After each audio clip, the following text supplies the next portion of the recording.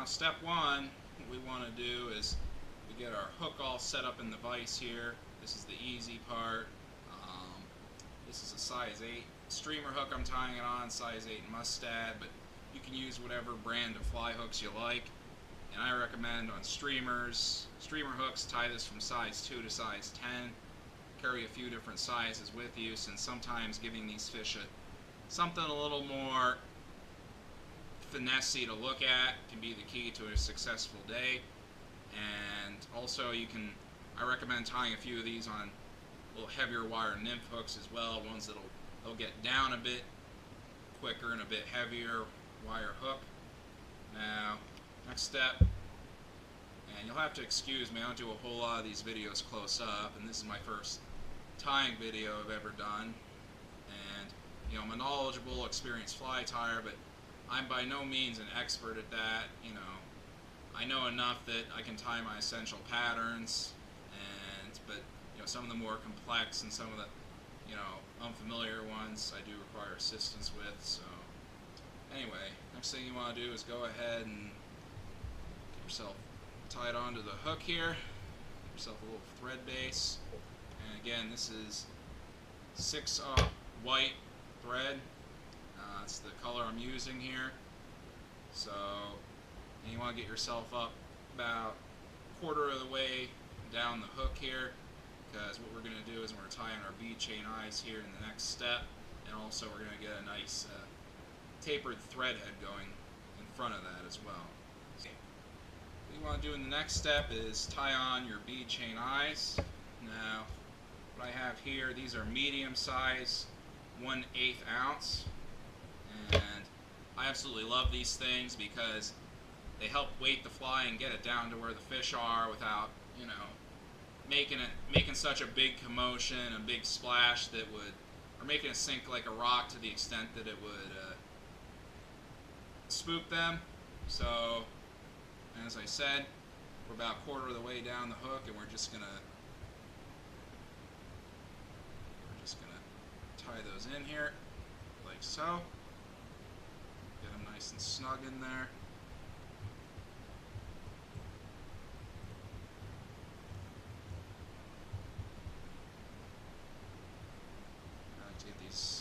As I said, I like to get these nice and snug so they're not moving or flopping around on you.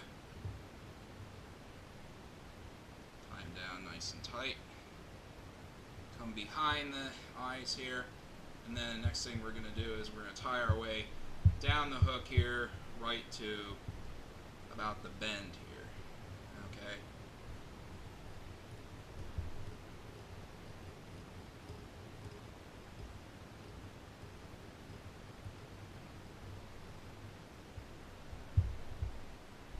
There's good. And what I like to do for peace of mind, this is optional step you can do, but what I like to do, because a lot of this is going to be anchored here and here, and a fresh run aggressive fish isn't going to baby this fly, and neither should you. Okay, so something I like to do for peace of mind is just take whatever your fly finisher, your head cement, or your glue you use on your flies are, and just put a nice little drop or two, nice little dabble of it right onto the eyes here. Okay, just to help them hold a bit better and give the rest of the fly something to hold on to. What we're going to do is we're going to tie in the pearl braid for the body, and I choose this material for it because, if you're ever looking at emerald shiner, it has a real nice translucent, I kind of call it a whitish, silvery, bluish, gray hue to it. It's kind of hard to describe exactly what the color of it is, but I feel like this material here does a great job of imitating it, so it's my favorite to go with here. Anyway, first we're just going to tie it in like so. Tie it in here at the beginning of the bend of the hook, and I'm just going to go ahead and put that excess off here. Good right there. And if this body can be a bit difficult to tie, but don't worry if it's bristly or it looks uneven, because that's perfectly fine. But get about as even as you can here. We're just going to wrap it forward like so. Wrap it forward here to the eyes of the hook, right behind them. I'm sorry, the bead chain eyes, not the eyes of the hook.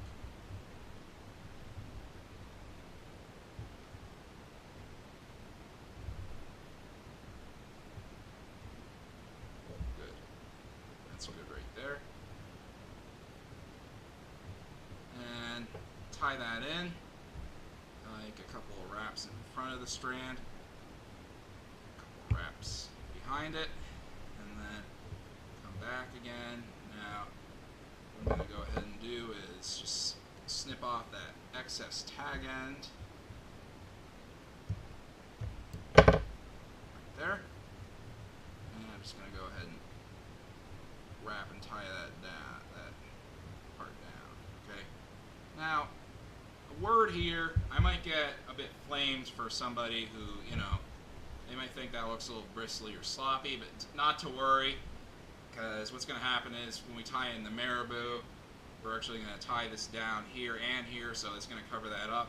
And another thing is, if you ever look at, again, if you look at the emerald shiner, you can actually see that the innards and the stomach of the emerald shiner, you can actually see it, because it's that they have that translucency to it. And I feel like, to me, this is a real good job of imitating that. Okay, now the next step is we're going to go ahead and tie in our flash here. You can use whatever flash you like for this, but being that I try and keep obviously the color scheme of the fly as emerald shiner lifelike as possible. And one of my favorite things to use to do this is this pearl flashabou. As you can see, it does go well with the color scheme of the fly, and it has that real nice silvery bluish grayish hue to it. And I'm going to put a lot on here, okay? Don't spare, but at the same time you don't want to put so much on that, you know, it overpowers or interferes with the action of the fly in the water. And I'd say probably about the size of 1.5 to 2 times the length of the hook is good, so go ahead and tie this in. And again, we are going to be building up a nice tapered thread head here in front of the bead chain eyes, so you need to do that in front of the bead chain eyes. So you can go ahead and don't worry about tying that in too much or letting it get too big, but we're just going to go ahead and cut these excesses off here. Right there.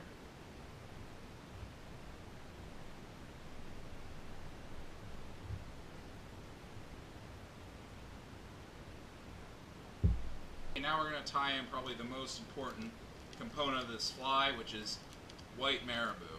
Here I have strung white marabou. I highly prefer this. And also, the other thing is, the bushier of a clump you can get of this, the better the fly will work, in my opinion. And for whatever reason, it just seems like the fish will often key in on that and look at it, so that's a good thing. But okay, we got ourselves a nice little clump there.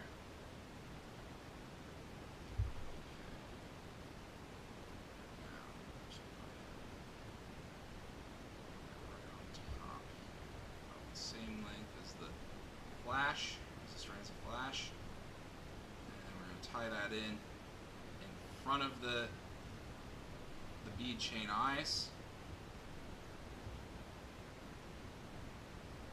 just like that.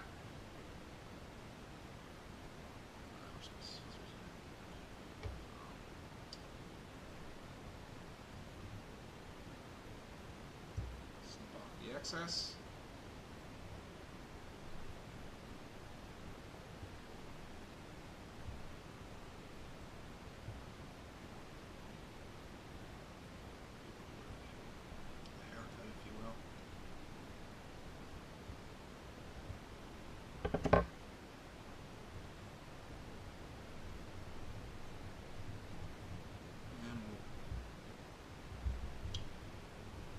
some good wraps in, start building that thread head up, as you can see. Just like that. Now, what we're going to do is we're going to come back over the eyes here, like so. Come back over the eyes, kind of make a crisscross. We're going to wrap it, make a wrap in front or behind the eyes, reaching eyes, and then we're going to come back over here in front of them. You can see that kind of gets everything in there and it ties it down a little better. Okay, now for the optional next step. This fly can often work good as is, just as how I have it here, but again, keeping with the color scheme of the Emerald Shiner, they tend to have a nice kind of lightly olive colored back. And what I'm going to use to imitate that in this fly is some peacock herl, which I think this stuff works really well for it. So what you want to do is go ahead and put a couple strands out and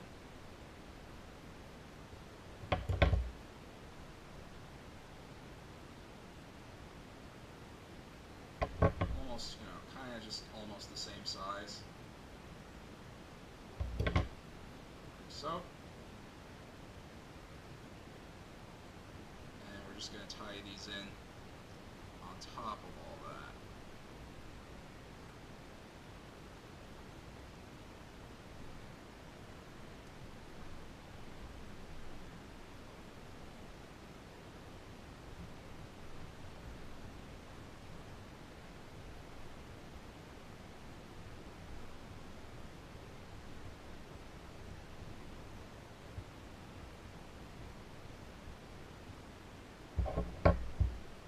Excess. Try and keep these nice and evenly spaced as possible. You can hold them if you need to. And we're start tying them down. Tying them down, getting that thread head nice and big and tapered.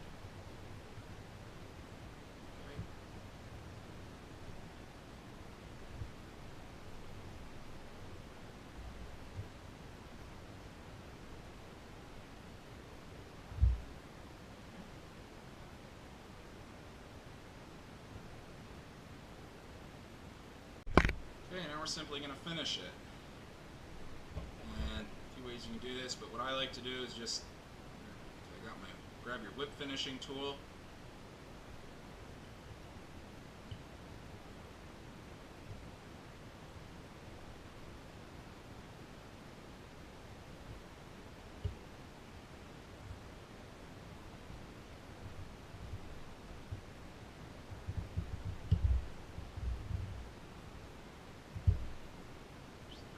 Whip finish in there.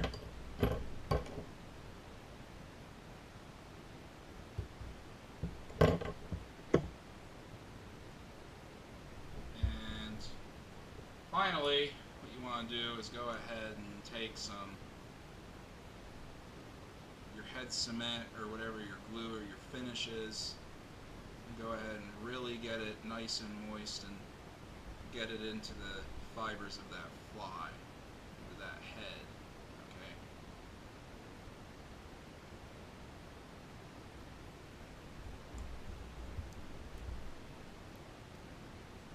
okay?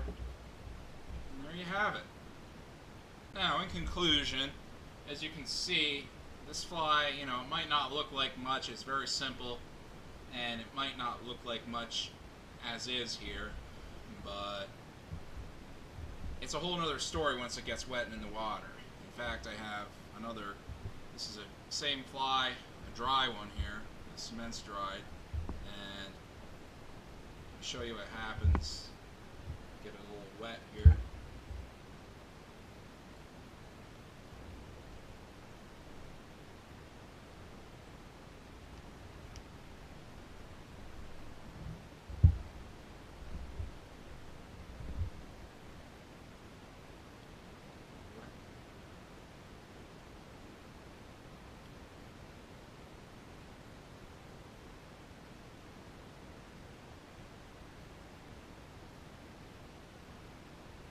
you can see, once it gets wet, look at that.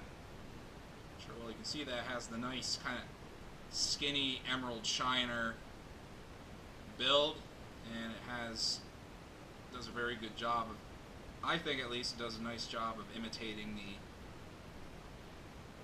the details of that forage fish. The other thing is, with this fly, the general template of this fly, you can tie some different colors and pretty much imitate any kind of bait fish or forage species you want with this. Okay, I mean, try some different colors. For example, I mean, I'll tie this in more of kind of a typical stream minnow fathead, and I'll use it for regular trout here on some of the central Pennsylvania streams in the springtime. You can try olive colors. I'll even tie this a few of these in chartreuse for a change of pace. But yeah, you can use this to match. Again, you can use this general template with colors to match any type of forage you want, and that's kind of the beauty of it. You know, it's so simple and just so intricate, and yet it's so subtle. So yeah, that's pretty much it. Again, I'm John Pascavage, aka John the Fisherman, and appreciate you checking out my channel and my videos, and I hope to see you out in the water this fall.